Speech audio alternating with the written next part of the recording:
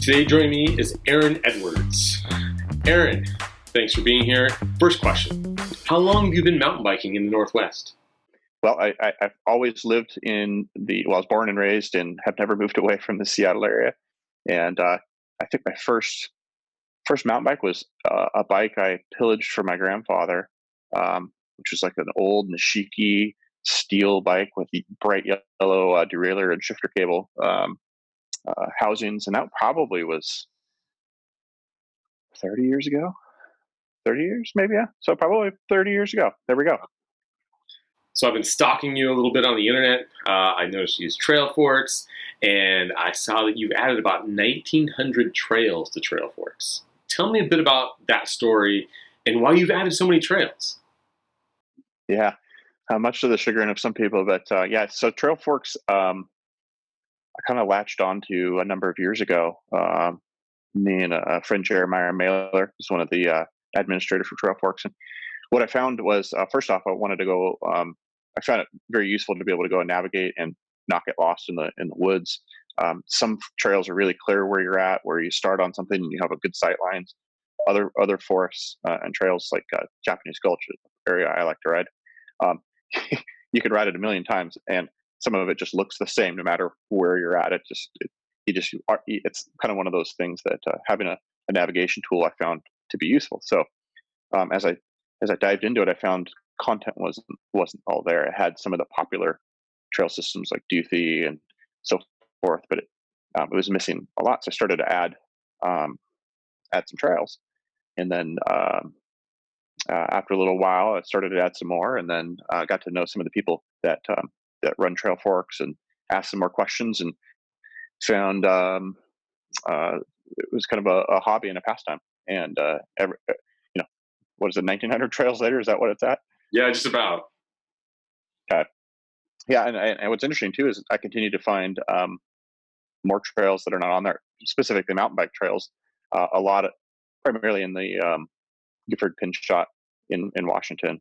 Washington has one of the more complete records in terms of trails. Very cool. So taking the mindset of a beginning mountain biker, how do I figure out where to go? If we're in the context of Washington State, there's some pretty good guides on Evergreen Mountain Bike Alliance on their website. That's our state's primary trail organization. There's several others within the state that are more regionals, but they have some good content that helps kind of drill down to the go-to places, especially for somebody who's just beginning the sport. A second step to that is to use a tool like Trailforks. You can use Trailforks both on the web via your web browser or via the app on your smartphone.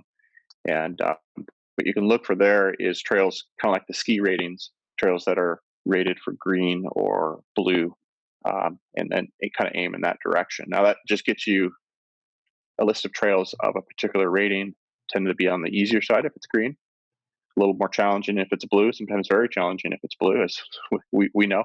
But that being said, that's a good starting place. And I think that the next step on that is asking some questions on places like Pacific Northwest Mountain Bikers, and try to make a list and start just going there with your friends, and you'll find out in person whether that's a trail system that works for you and kind of where you're at in your skill level or your preference. You've brought up the trail rating, so green, blue, black, double black. How universal is that system? And for example, like if I'm really good at blues in my area, can I go to BC and ride all the blues there? Yeah, isn't that quite the question? When we think about um, the answer to that, no, that's definitely it's not a universal. It's not you're not just ordering vanilla ice cream and getting vanilla ice cream everywhere you go.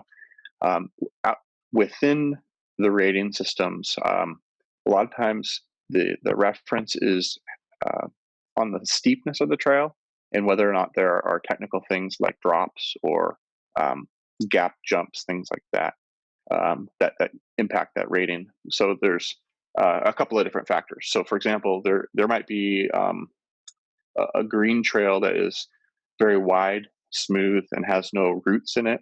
Um, That's a green trail. You might also have a green trail that does have roots in it, but it's a flat trail. So there might be things that are bumpy and hard for a beginner to get over. And some of that is the nature of the location of the trail, and also the way the trail builder built it, and their preference.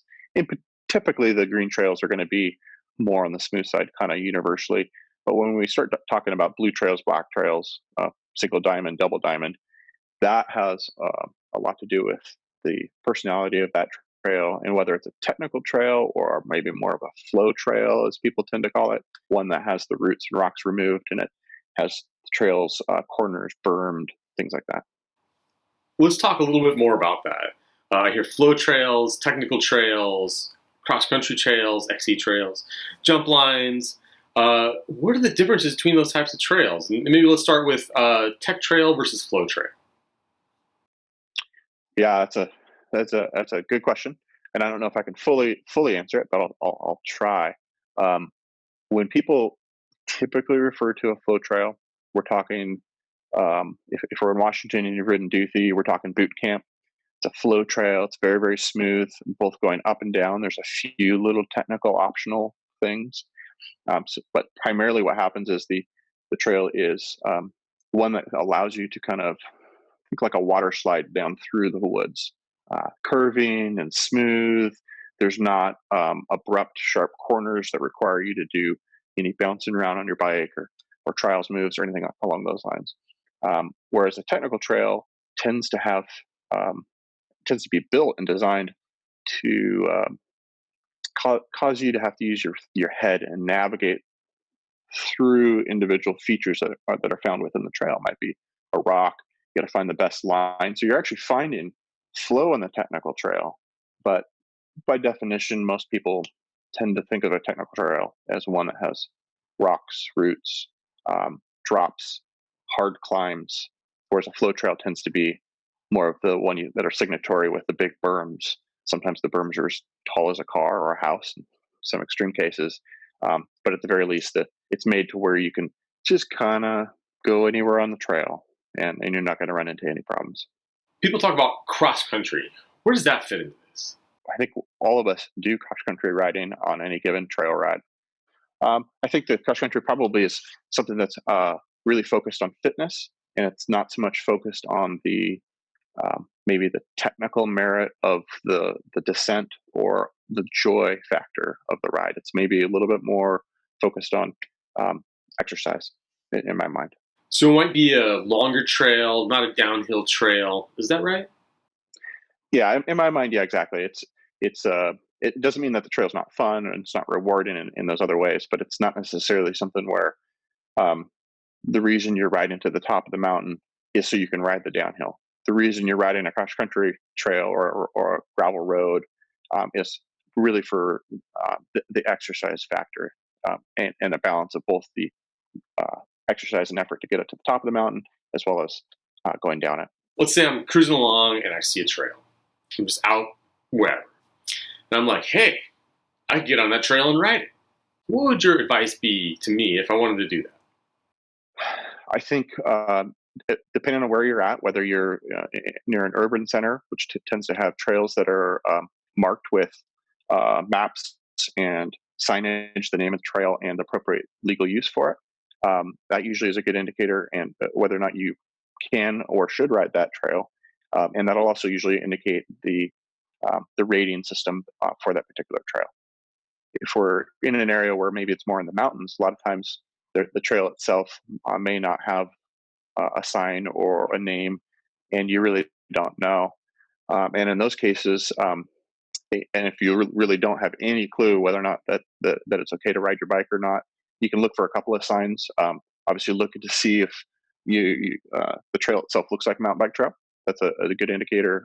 Whether you see tire tracks in it, that's a little bit of a clue whether or not that's okay or not. If you see the parking lot filled with only hikers, then you probably want to be cautious, because obviously we want to be responsible with the trails we ride, and not ride trails that are not rated for mountain bike use. And that's where, again, referring like to trail forks or a number of the other different apps that are out there can usually give you an indication whether or not that trail is a legitimate system or not for mountain biking. You mentioned Trailforks has an app and a website. How would I use Trailforks to find trails that are good for me?